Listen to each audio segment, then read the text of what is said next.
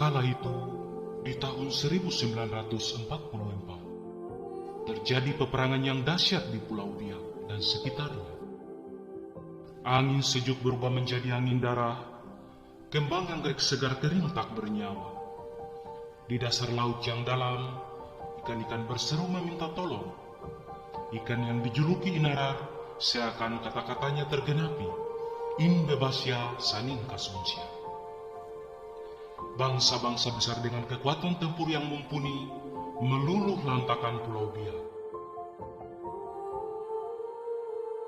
Orang-orang pribumi harus menerima kenyataan tanah leluhur mereka dihancurkan di depan mata. Mereka berlari tanpa arah dan tujuan. Di saat situasi yang tak menentu dan penuh derita, mekarlah cinta di antara serdadu Nippon dan Insos Biak. Laki-laki Jepang itu bernama Hamasu, dan perempuan Biak itu bernama Novela, alias Inserboki. Mereka adalah dua pasangan berbeda kebangsaan yang bertemu dalam Perang Dunia Kedua antara Jepang dan tentara sekutu. Kisah mereka ini berawal ketika Novela tidak sengaja menemukan Hamasu yang tengah terluka parah tertembak musuh di bagian kaki kiri dan kaki kanannya. Hamasu berlumuran darah tanpa ada yang menolongnya. Ia bersandar di akar pohon beringin tua yang sangat besar, dan ketika hari mulai gelap, nafasnya semakin tak menentu. Tanpa harapan, nyaris mati.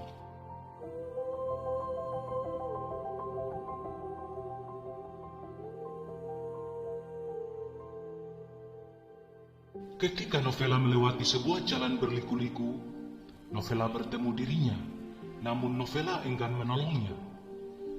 Sebab ayah Novela telah berpesan bahwa serdadu Jepang semuanya jahat. Ayah Novela sendiri terbunuh saat terjadi tembak-menembak antara serdadu Jepang dan serdadu Amerika. Sakit hatinya tak pernah seh dari hati dan pikirannya. Ia pun berjalan tanpa ada rasa peduli. Namun, kira-kira 20 langkah dari serdadu yang sekarat itu, Novela mendengar teriakan dan tangisan dari Hamasu. Pria parubaya itu memanggil-manggil Novela dengan kalimat, "Wafno kaya, aye, wafno kaya." Ini adalah kalimat dalam bahasa Biak yang berarti, "Tolonglah saya, aduh, tolonglah saya." Dengan kaget dan rasa heran, Novela pun berbalik. Ia mendekati serdadu itu. Dalam hatinya ia pun bertanya, mengapa seorang pria Jepang itu bisa meminta tolong? Dalam bahasa Biak, ia mendekatinya dan membalas, "Imbo, nayaf nouka." Artinya, ya, saya akan menolongmu. Ketika itu juga, Novela mengangkatnya dan membawa pria terluka itu ke rumah gubuk milik pamannya. Kebetulan, Novela bukan wanita lemah. Dia tinggi perkasa dan kuat berkebun. Urat ototnya memancarkan semangat rajin bekerja, dan yang pasti, dia tidak sombong. Setiap harinya, Novela mengobatinya dengan uwi mambri, sejenis tumbuhan yang memiliki khasiat untuk menyembuhkan luka berat. Ia merawatnya dengan baik sekali, sampai ia pulih dari luka-lukanya. Sesekali, ia memberinya swansrai, yang ia masukkan dalam botol Jepang, seolah-olah itu minuman dari Jepang.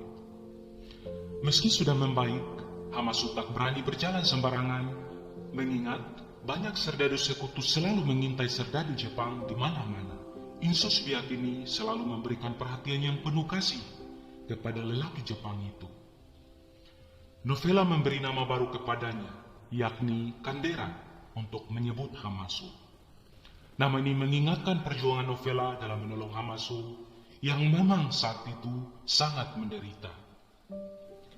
Kandera alias Hamasu tak banyak berbicara. Diam-diam ia menulis kata-kata puitis tentang Novela, sang Insos Biak itu. Terurai kata-kata cinta yang menggambarkan isi hatinya. "Oh bungaku, bunga karang hitam, engkau ratu jiwaku. Selalu menjadi panutan kasih jiwaku. Oh, aku lelaki tak berdaya, yang nyaris mati.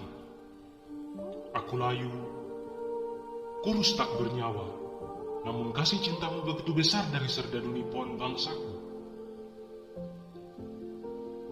Kami datang untuk membunuh, tapi kau datang dalam hidupku sebagai pembebas. Bunga cinta sejatiku, kasihmu begitu besar. Kau matikan rasa jahatku, kau tumbuhkan rasa sayang. Aku ingin bersamamu biarpun maut di depan mataku. Novela putri cintaku, aku sayang kamu dengan sepenuh jiwaku. Jika nanti aku harus pergi dalam kematian, kau tetap menjadi cinta sejatiku di Pulau Biak, Pulau Batu Karang. Novela Aishiteru Hamasu. Setelah menulis apa yang dirasakannya, ia melipat kertas itu dan memasukkannya ke dalam bambu dan menaruhnya di sudut dinding rumah Gaba. Novela sama sekali tak mengetahui surat tersebut. Ketika invasi sekutu semakin dahsyat, Hamasu harus mencari kelompoknya untuk berperang lagi. Ia pun harus meninggalkan Novela, cintanya. Setelah beberapa hari mencari serdadu Jepang yang lain, ia pun kembali mencari Novela. Selama beberapa hari, selalu terbayang wajah Novela berambut keriting itu. Tak ada semangat untuk mengangkat senjata lagi. Ia lelah dengan kekejaman dan pembantaian sesama manusia hanya demi harga diri sebuah negara dan bangsa, sampai melupakan arti sesungguhnya dari kasih yang sejati.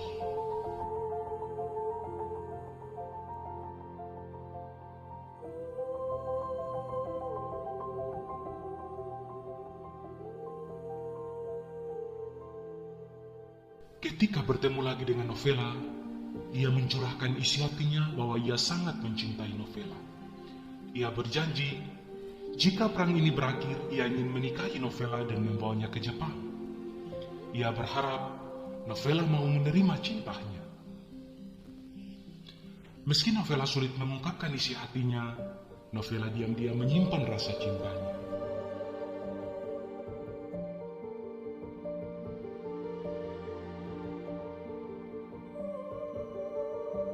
Cinta mereka melewati banyak rintangan dalam Perang Dunia Kedua.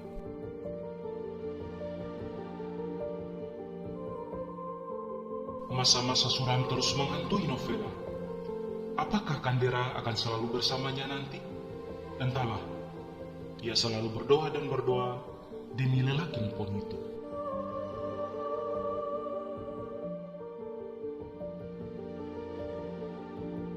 Ketika pasukan Angkatan Darat Amerika menyerang beberapa titik lokasi keberadaan pasukan Nippon, ternyata ada Hamasu di sana.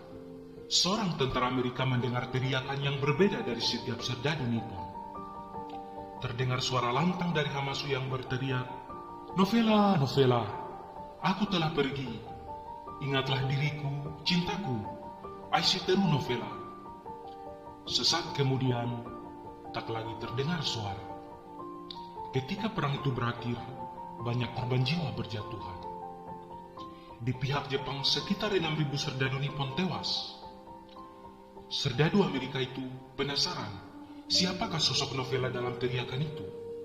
Ia pun mencari tahu sosok wanita tersebut.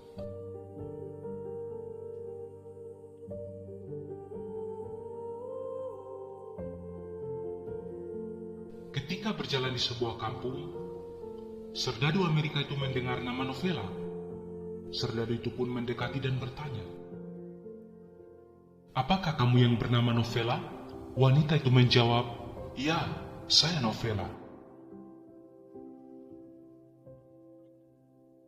Ketika itu, air mata serdadu Amerika mengalir deras di pipinya. Ia bertanya lagi, "Apakah kamu berteman dengan serdadu Jepang?" "Iya, saya punya kekasih seorang Nippon," jawab Novela. Serdadu itu mengatakan, "Kekasihmu telah pergi meninggalkanmu di negerimu sendiri." Novela menangis sejadi-jadinya dengan gaya tangisan orang dia.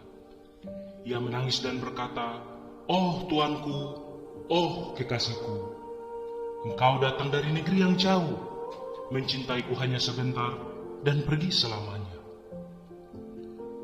Kau berjanji membawaku ke negerimu, namun sekejap saja kata-katamu termakan kubur.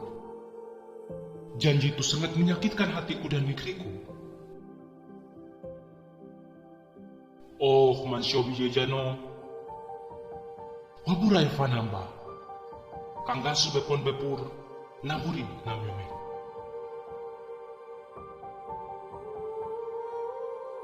Ia juga menemukan surat tulisan Hamasu, namun tak mengerti apa arti dari surat itu. Ia tetap menyimpannya dan menjaganya agar surat tersebut suatu kelak nanti ada yang bisa mengartikannya.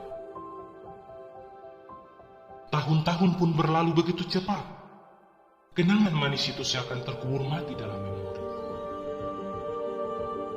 Novela alias Sinserboki kini telah berkeluarga dan menikah dengan pria sesukunya. Ia menamakan salah satu anaknya Hamasu. Di suatu hari, salah satu anaknya menemukan surat yang penuh debu dalam setumpuk barang-barang tua.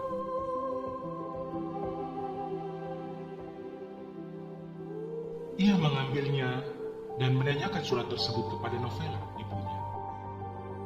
Ibunya mulai menceritakan kisah masa lalunya. Anaknya pun menjelaskan isi surat itu kepada ibunya yang kini menjadi seorang nenek yang berumur.